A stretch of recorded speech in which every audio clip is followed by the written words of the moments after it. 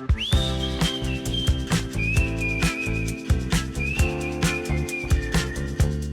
iz Logouta, dajva začeti.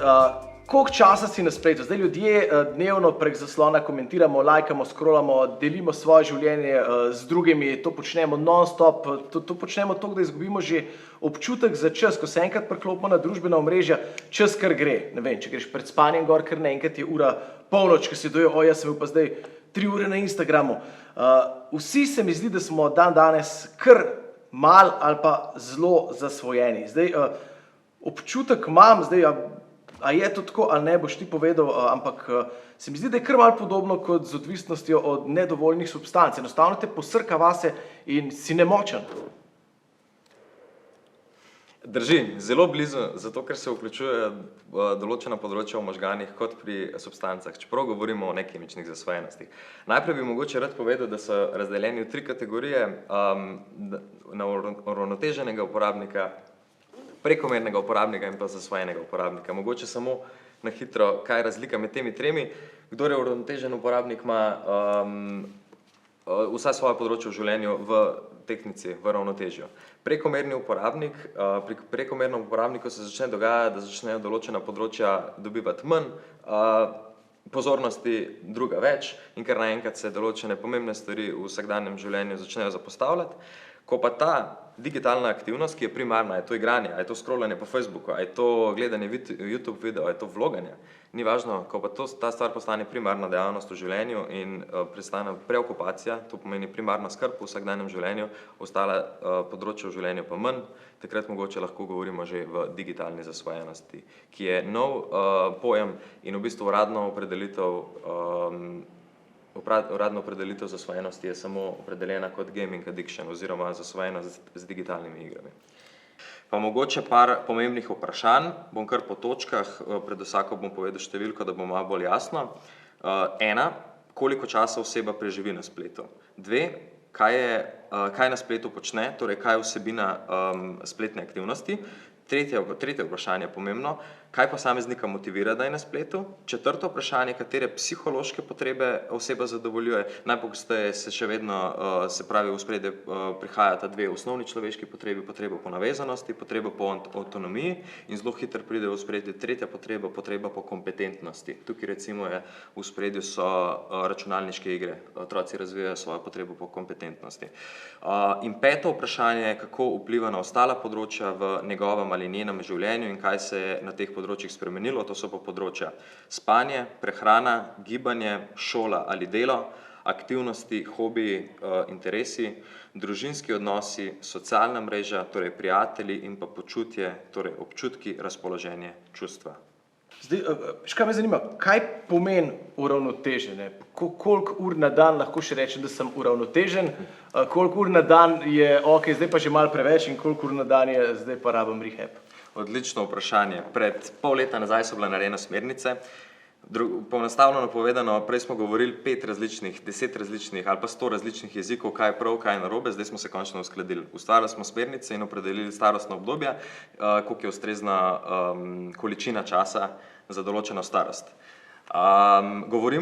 Treba je povedati, da govorim o zabavnih vsebinah, ki jih samo, kjer se zabavamo, to niso vsebine za delo, in ko govorimo o odraslih oziroma o starosti od 13 do 18 let, je to 2 uri na dan.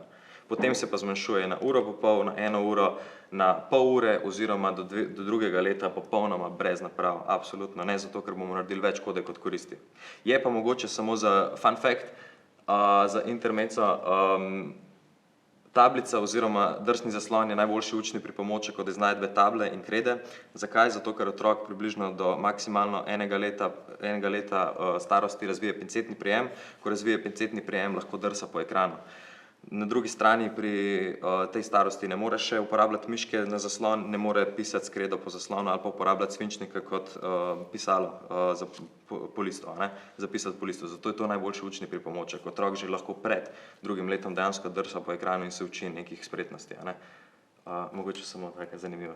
Pa bi lahko 2 let star se že kaj naučil na tablici? Absolutno, da bi se lahko. Če recimo rečemo, da bomo uporabljali to za učenje, ne za zabavo.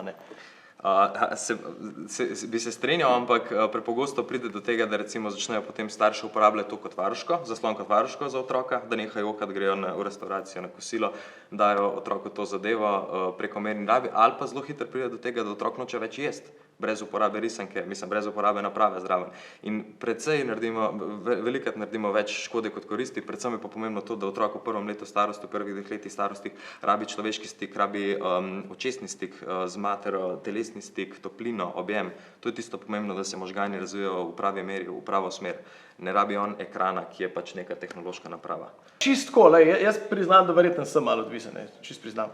Sem zdaj na morju, sem se začel kar tako, ker sem šel na plažo, sem namensko pustil telefon doma, avtomatsko, pač sem rekel, ne, na plaži ga pa ne bom imel in sem se počutil tako, ker tako malo olajšan si trenutek, ne, lažje ti je, če veš, da drugače bi ga skozi jemal. A imaš mogoče kakšen nasvet za vse take, kako lahko tudi, ne vem, na vsakodnevni ravni naredimo en majhen korak k zmanjšanju te zasvojenosti? Super vprašanje. Bi rekel, da je mogoče prvi korak neka introspekcija ali pa temu mi tudi rečemo recimo digitalni dnevnik, beleženje tega, koliko dejansko, da dobimo sploh vpogled v to, koliko časa smo na napravah. To se lahko naredi na način fizičnega dnevnika, da se piše zadevo zase, za svojo družino, za, ne vem, učiteljica v šoli, za svoje otroke. Ali pa sami zase, da beležimo, koliko časa smo v resnici. Na drugi strani pa, če je to pretežko beležiti fizično, je pa malo morje aplikacij, ki se imenujejo aplikacije za samonadzor, ki pa beležijo ves čas in vse vsebine, ki jih mi počnemo na napravah. Da dobimo najprej vpogled v to, ker se pogosto zamislimo in je že ko se zamislimo, velik, močen, odločilen dejavnik spremembe nekaterih navad. Potem naslednji korak bi bil, da preučimo dejansko, kaj to prinaša v našem življenju. Ampak najprej moramo dobiti vpogled, kako sploh to vpliva na naše življenje. Mara, a ti upaš priznati, koliko časa si dnevno na telefonu? Ja, sigurno preveč. Tudi ko gledam prijatelje okoli sebe in tako, mislim, da smo vsi preveč na telefonih. Ko se družimo, vse jih odložimo, ampak vmes kar imaš nek tak feeling, da moraš malo pogledati vsake toliko, če te kdo kaj kontaktiral ali karkoli. Tako da ja, zagotovo preveč, no.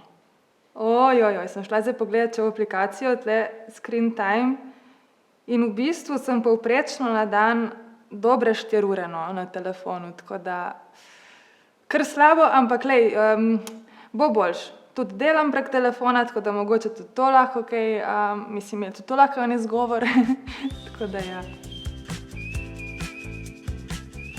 Zaključek tega, ko sem najprej govoril o introspekciji, nekako v pogledu pisanju digitalnega dnevnika, koliko časa smo na napravah, potem razumevanju digitalne pokrajine nas samih, se pravi, kaj mi počnemo in kaj počnejo naš socialni krog, nek intimni krog ljudi. Tretji korak, zelo pomemben, ki ga pa mi tudi dajemo, precej veliko težo mu dajemo, je pa ustvarjanje recimo v družini družinskega dogovora, se pravi skupnih nekih dogovorov, kako se bo tehnologija uporabljala, ali pa na ravni posameznika bi temu recimo rekel nek osebni cilj. Cilj, ki ga želi posameznik doseči, na tem, ki je v prvi točki ugotovil, kaj je narobe v njegovem življenju, kako to nanj vpliva, in potem si postavil cilj, kako doseči. In še enkrat ponavljam, pri družinah je pa zelo pomembno, da stojijo vsi za neko skupno idejo, ki je nad vsakim posameznikom. To so družinski kompromisi, to niso pravila, ki jih starši dajo otrokom, zato ker morajo biti otroci vključeni, mora biti na način soustvarjanja narejena zadeva, zato ker potem oni ne bodo imeli tako velikega recimo utegnitvenega sindroma, ne bodo se to kopirali tem zadevam, šlo to na način sodelovanja. Se pravi, družinski dogovor, družinski kompromis o načinu uporabe, pa mogoče samo en primer, telefoni, naprave gredo zvečer spat na skupno mesto, na eno mesto, kjer je polnilna naprava in tam počakajo do jutra. Tako se zaščitimo odrasli in otroci pred tem, da ne bi ponoči sred noči na Instagram skakali, da ne bi skakali na računalnik in tako naprej, ponoči igrati. Ugotovili smo, da smo preveč na spletnih, na družbenih omrežjih, ampak smo pa gor, no, veliko smo gor in ko smo gori, seveda tudi vedno se sprašujemo, kaj zdaj dati na Facebook, kaj dati na Instagram, konec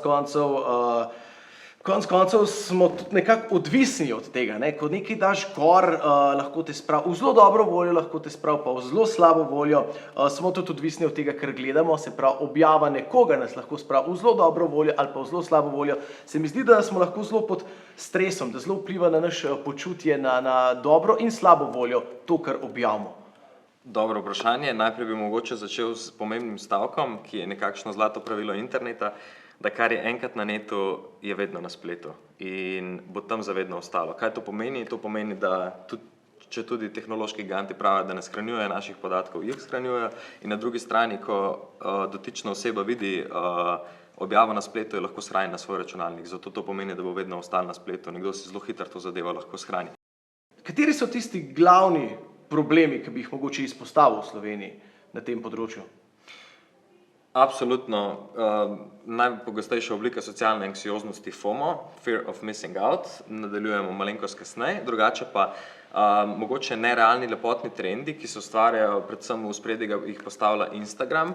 Da ne bom dolgovezal, bom povedal na ta način, da na spletu se objavljajo najlepši, najboljši trenutki, najboljši kadri oseb in so objavljeni kot realen profil te osebe, potem pa mi, ko opazujemo in gledamo profil te osebe, primerjamo pa njihov idealni tip življenja z našim realnim tipom življenja in tukaj se zgodi tista razlika, kjer se pojavlja predvsem depresija, anksioznost in tako naprej, zato ker to sploh ni ista raven, tam je popolno življenje, ki je neresnično, mi pa primerjamo to s svojim resničnim življenjem in tukaj se ta razlika zgodi.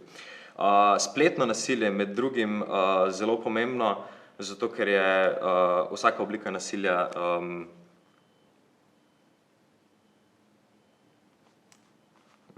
Slaba. Hvala, Klemen. Slaba.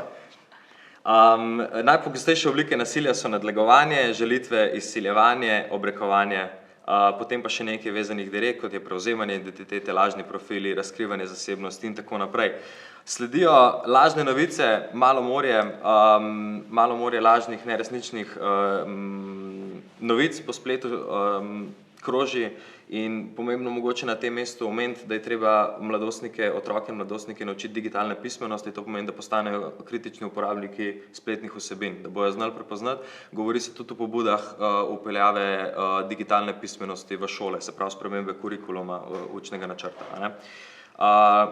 In še mogoče pomembna zadeva, ki je v Sloveniji zelo prisotna, to je pa deljenje golih fotografij oziroma temu rečemo sexting, sestavljanka besede seks in pa texting, to je pa zelo pogosta oblika, predvsem v mladostništvu, je način samopotrjevanja, iskanja identitete mladostnikov in je nevarno, če se vrnem k začetnemu stavku, da kar je enkrat na spletu, je vedno ostane na internetu in teh slike lahko zelo hitro pristanejo na pornografskih straneh, na straneh temnega interneta, lahko jih kupujejo odrasle ljudje, ki imajo spolna nagnjenja proti otrokom.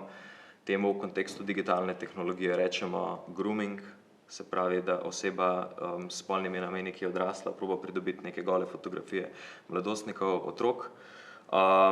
In zelo hitro lahko pride do izsiljevanja, temu rečemo pa sextortion, sestavljanka besede sex in pa extortion, ki pa je način, da ko enkrat gola fotografija zapusti telefon, druga oseba lahko začne izsiljevati. Če mi ne boš poslal še dodatne slike, če ne boš tega, mi moraš plačati, mi moraš poslati novo sliko in tako naprej. Imeli smo že malo morje takih primerov tudi iz drugega konca sveta, se pravi, da so iz recimo držav tretjega sveta kontaktirali mladostnice v Sloveniji, so jim poslali gora fotografije, so začeli izsiljevati na način in potem koga tukaj vključiti, kakšno institucijo, tukaj so že na internacionalni ravni, recimo Interpol, oziroma mi smo se obrnili proti Facebooku, pritisnili report button in probali urgirati čim hitreje, kakor se je le dalo. Tako da mogoče na tem mestu pozivam tudi osebe, da naredijo dve stvari, ki sta en klik stran, to sta block that person oziroma blokirajo osebo in pa druga stvar, report oziroma prijavim neprijetno osebino. To se da narediti v vseh igrah, na vseh družbenih omrežjih.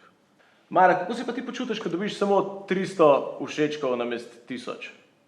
Najprej en tak čuden feeling, kad se vprašaš, prejšnji teden sem dala eno, ki meni ni bila naprimer toliko všečkov ta danes, pa je dobila ful več všečkov, pa zakaj ne? Zdaj, kako to ljudje v bistvu vidijo drugače kot jaz, ne? Tako da se moram prav zavestno oddaliti od tega in pač se nekako sama sebe pripeljati do tega, da to sploh ni pomembno, da so bolj pomembni tej všečki v resničnem življenju, ne? Da se povežeš z ljudmi in tako. Ok, kaj pa ta bolečina, no, veš, kad ti zmanjka baterije na telefonu, nimaš zraven polnilca, tudi te ne vrste, tudi tukaj je ena odvisnost, ne? Nimaš, ne veš, da boš to polno, brez si, to je grozno.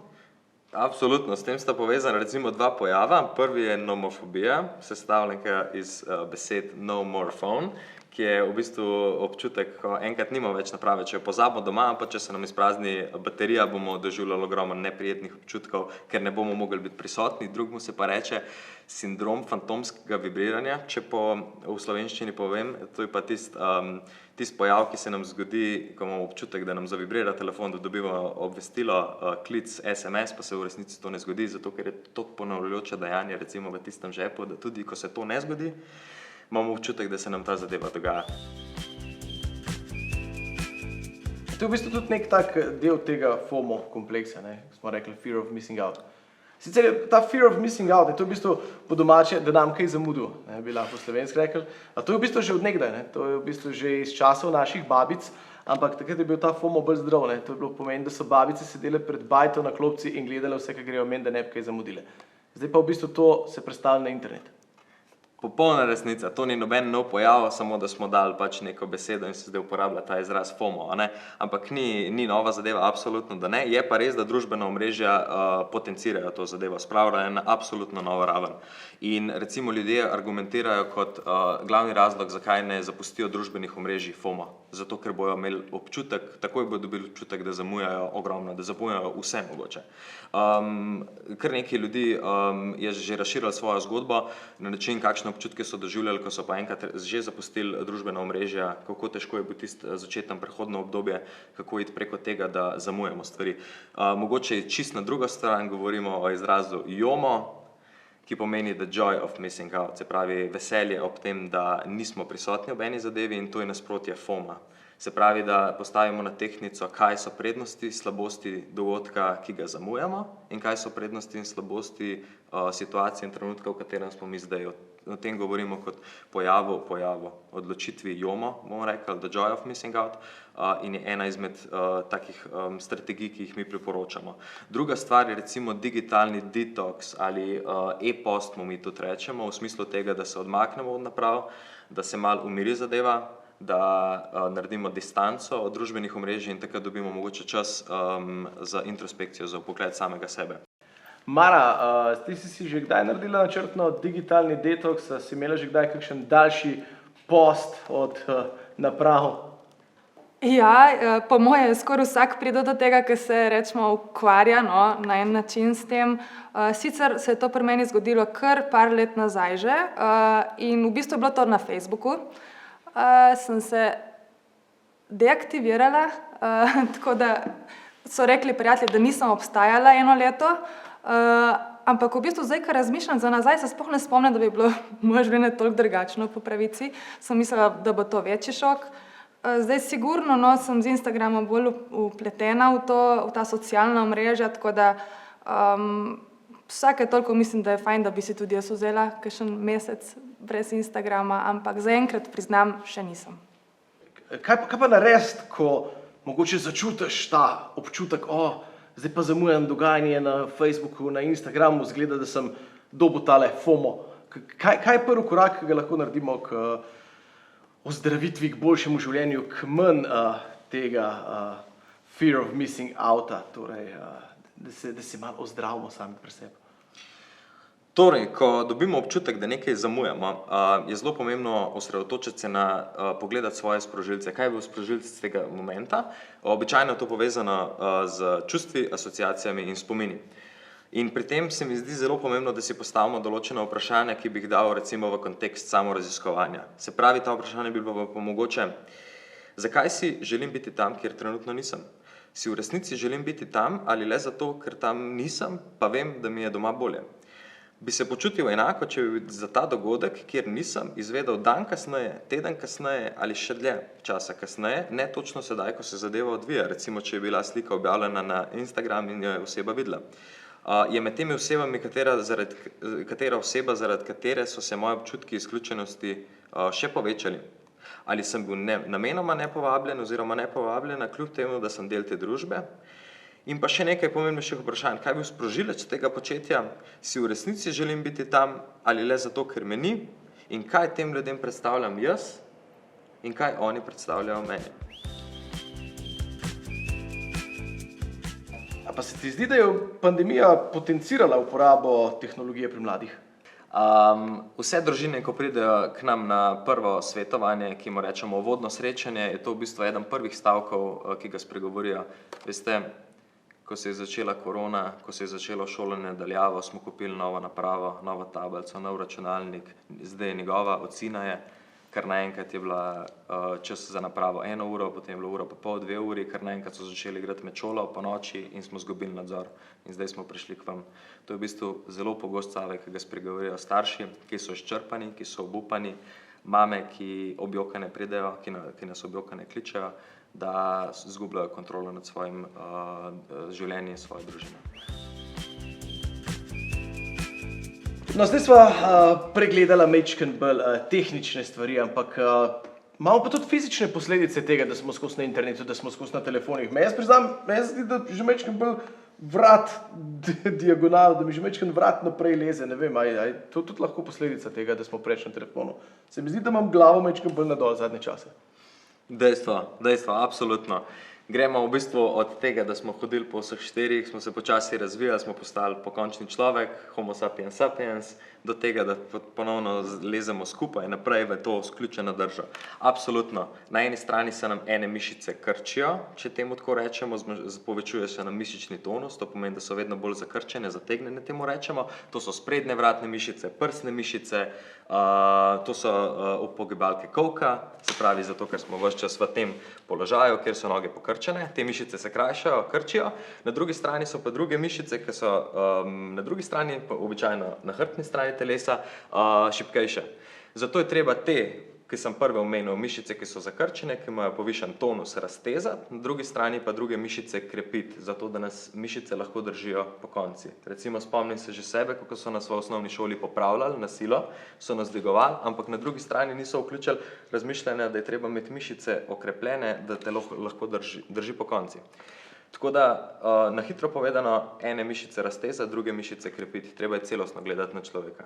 Kaj bi? Mogli bi se pogovarjati en z drugim ves čas, v živo.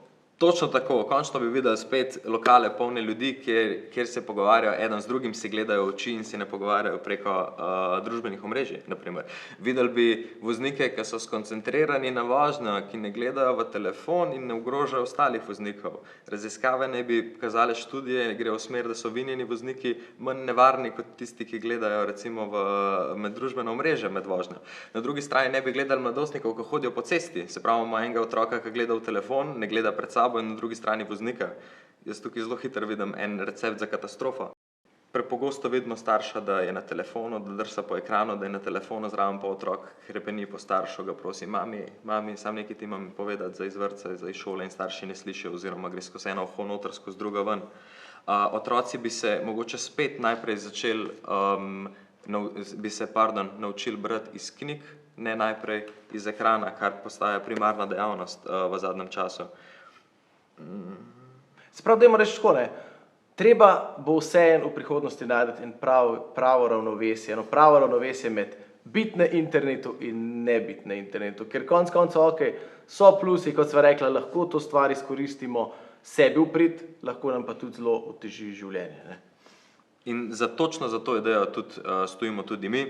Nismo nobeni nasprotniki tehnologije, ampak probamo razdeliti na to, da kaj je koristnega pri tehnologiji, oziroma drugače povedano, da poveličujemo idejo, da se tehnologija uporablja kot orodje, kot pripomoček za dosego cilja.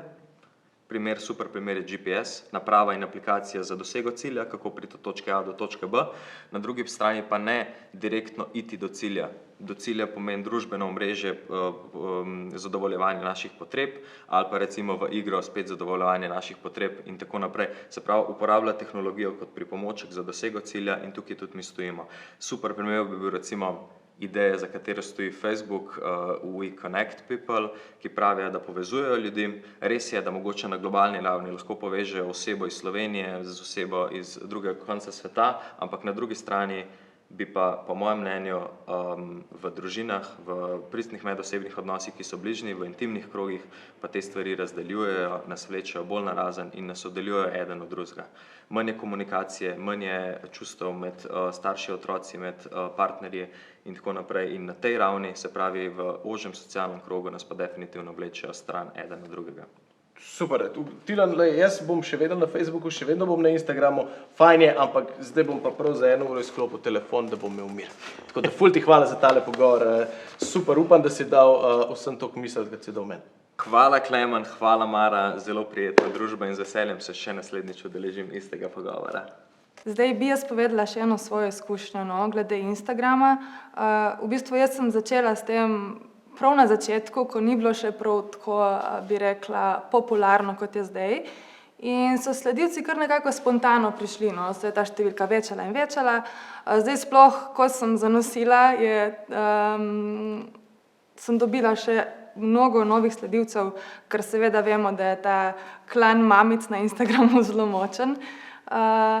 Ampak potem s to večjo in večjo številko se je tudi breme večalo in večalo, ker dejansko sem dnevno dobivala mnenja različnih posameznikov, negativna mnenja, tako bom rekla, in kljub temu, da naprimer je lahko 100 pozitivnih sporočil, ki me podprejo v nekem svojem mnenju, je lahko eno negativno in me v bistvu kar vrže s tira, moram priznati. Tudi če nekako sem si rekla, ok, pustimo to, ni realno življenje, tega človeka sploh ne poznam in tako dalje, ampak kar zadene, ko vidim kaj takega.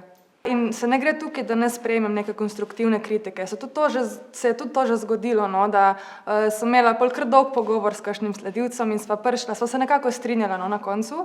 Ampak težko je sprejeti, pa ko te nekdo napade brez razloga, samo zato, ker poveš neko svoje mnenje in sploh v bistvu ne rečeš, da je to prav, ampak poveš, da ti tako misliš, ne.